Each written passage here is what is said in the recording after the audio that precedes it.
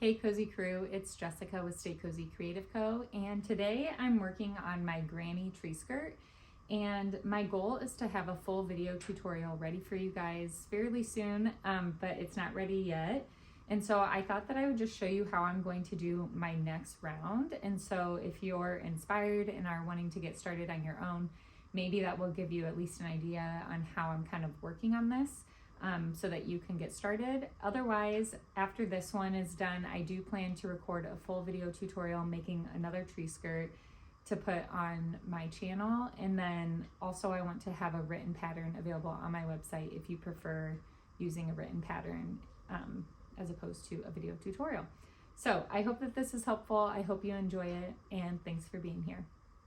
All right, so let's get started.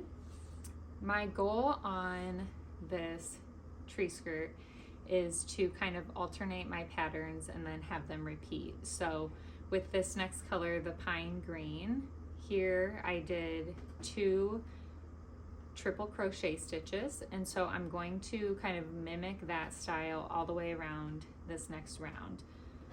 So this is my Stay Cozy chenille yarn. It's available on my website at staycozyco.com if you're needing any yarn like this. And to get it connected here, I'm going to go in between these last stitches of my last row. So this was a half double crochet stitch, and then this was a chain. So I'm going to do a slip stitch here to get it connected. And that's often how I connect it. I'm gonna crisscross this yarn just so it kind of holds itself in place until I can secure the ends. And then I'm going to chain 2. Okay, so since I'm doing 2 of the triple crochet stitches into each of the gaps, I'm going to do that here. So this first chain kind of acts as my first triple crochet. And so now for this next one, I'll go into the same hole again.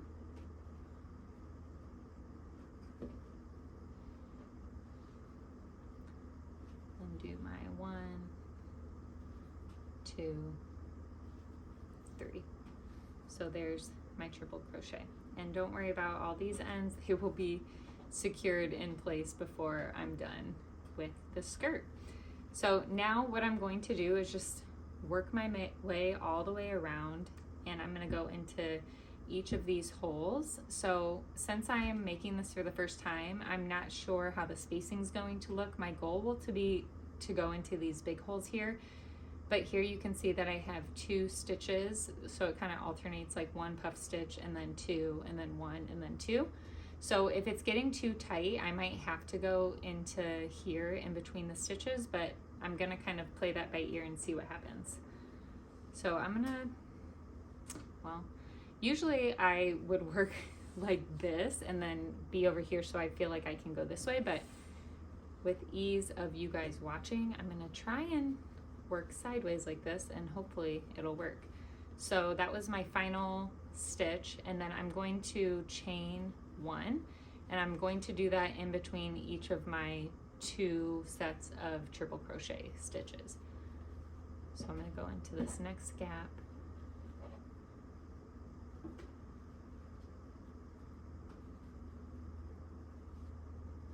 So there's 1 triple crochet stitch.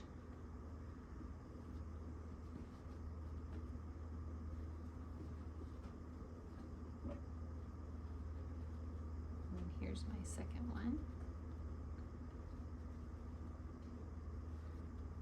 And then I'm going to chain 1 before going to my next one. So when working with chenille yarn, I usually try to like unloop as much as I can so that I can get like a few stitches done without having to unloop again. But now I'm gonna go into this next hole here.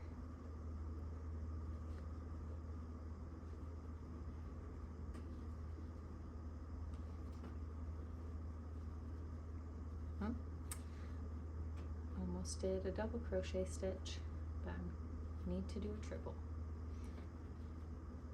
Okay, so there's 2 of them, and then a chain 1. So my hope is that there's going to be enough give here that I can make it into this next flat. So actually what I'm going to do to make this easier on myself is pull this down and work here.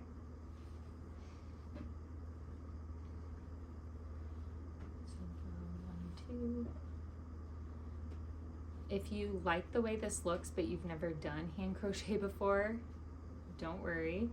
I have a lot of other tutorials on my channel, on my pages, social media pages that you can learn from.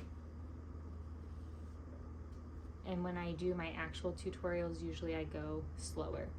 Okay, so if you can see here, it's already pulling kind of this way. So I think what I'll need to do is either in these in-between ones, I'd have to double up the amount of stitches that I'm doing, or I think what will make it look just more seamless is to go in between these stitches. So I'm gonna do that now before I get too far along. So this was my chain. So then we're gonna do 2 triple crochets into this stitch here.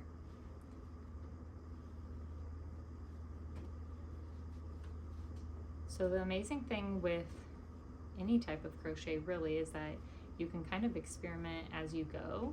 If you're like, this isn't working, then you can change it and you can learn from what you did before. So I'm learning to trust myself because on a previous row, I tried to squeeze it too close and it ended up pulling my pattern so that it didn't really like go all the way around and lay flat how I wanted. And so now I'm like very aware that I want to make sure I have enough yarn so that it's not pulling.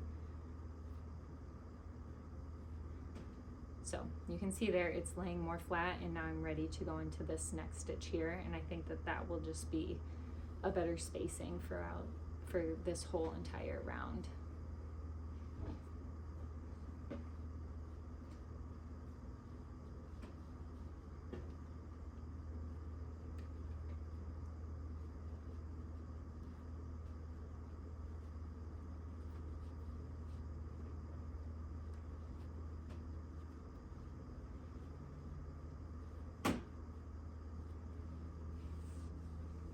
Sorry about that noise. I have my heater on because it's actually chilly out today. It's kind of noisy.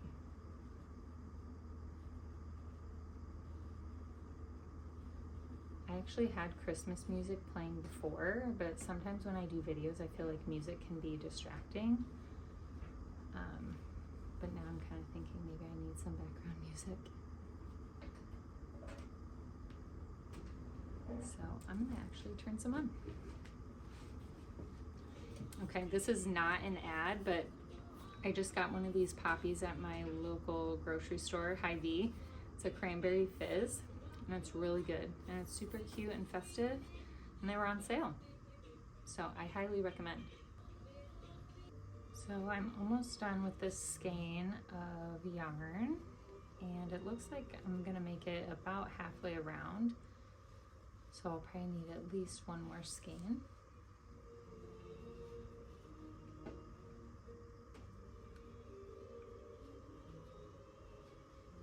And if you've seen some of my tutorials before, then you know there's a couple different ways to connect this yarn. So you can do a knot, or what I prefer is the lighter method. So you're gonna want to trim off the end of the chenille yarn so that you expose, there's like a plastic piece in the center, and that's actually what we're wanting to light on fire. So I'm gonna hold both strands in my hand.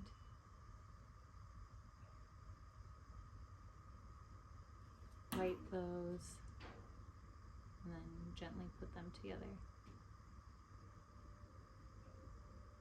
And once they're cool, you can kind of press in on that center piece just to make sure that they're connected. Let it cool for a second. And then I've done 1 triple crochet, so I have 1 more to go into this gap here.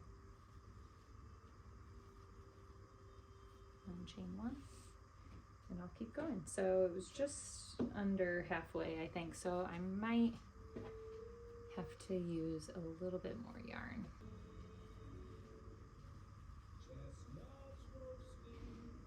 Okay, so we just need a little bit. So I'm gonna use this skein, which it's close. That coloring is a little off, actually. Must be a different dye lot. Okay, 1 second. Let me get some different green yarn.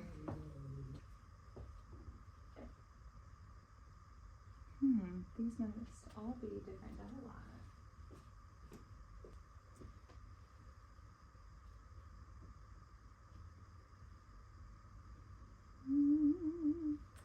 Okay, well, might not be perfect, but I think I'll just use my scrap yarn then, since it'll be in my house anyway. It won't be a big deal if it doesn't match exactly.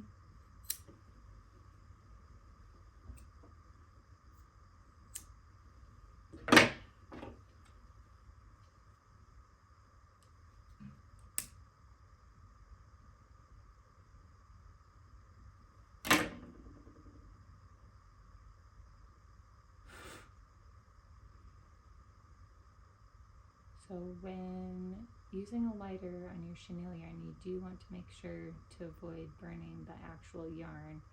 You want to do your best to just get that center piece to burn so that it doesn't get matted. Okay.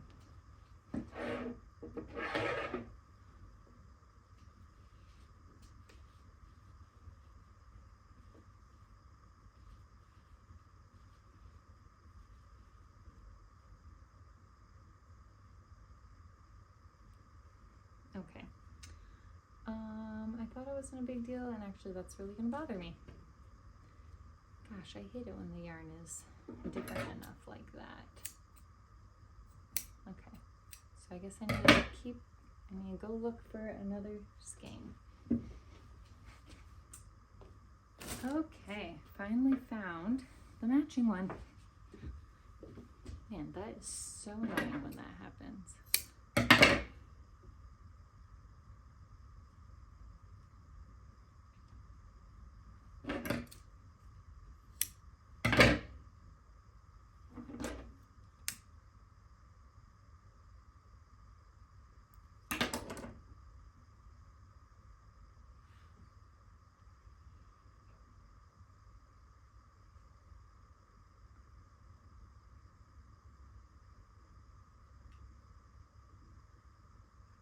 Okay, that's a lot better.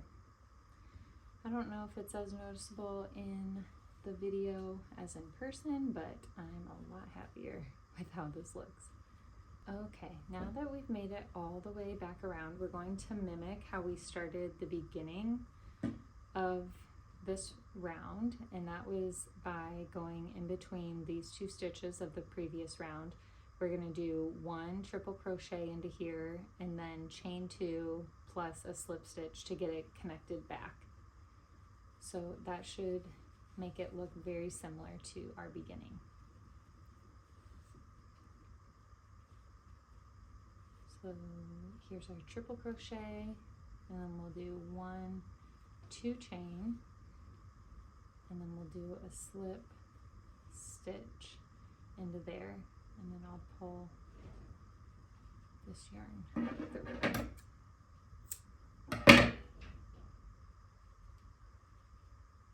And there we go. All right, so let's lay it out, see what it looks like. So, and the goal for this is for it to naturally lay in this giant circle, which I think this looks pretty good. So it's not pulling, it's laying nice and naturally, and then it gives us enough room for our next round to go around.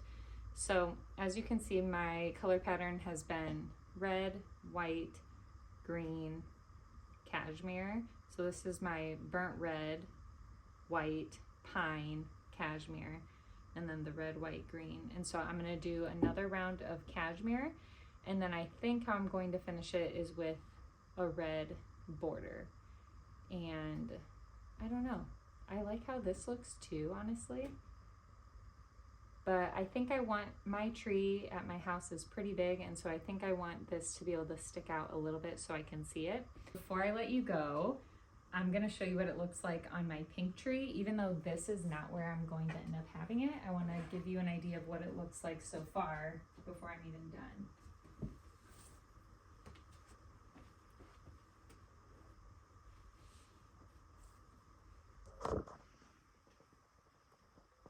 So I think actually for this tree is very tall, but it's thin. And I like the size of this because it doesn't like overpower the width of the tree. But like I said, my green tree that is in our house is wider and not as tall. So I think that I need to go a little bigger on this. But obviously with your own tree, you can kind of play it by ear. If you want to see more videos like this, be sure to subscribe to my channel and give this video a thumbs up and maybe even share it with a friend. So thanks so much for watching. Until next time, stay cozy, creative, and kind.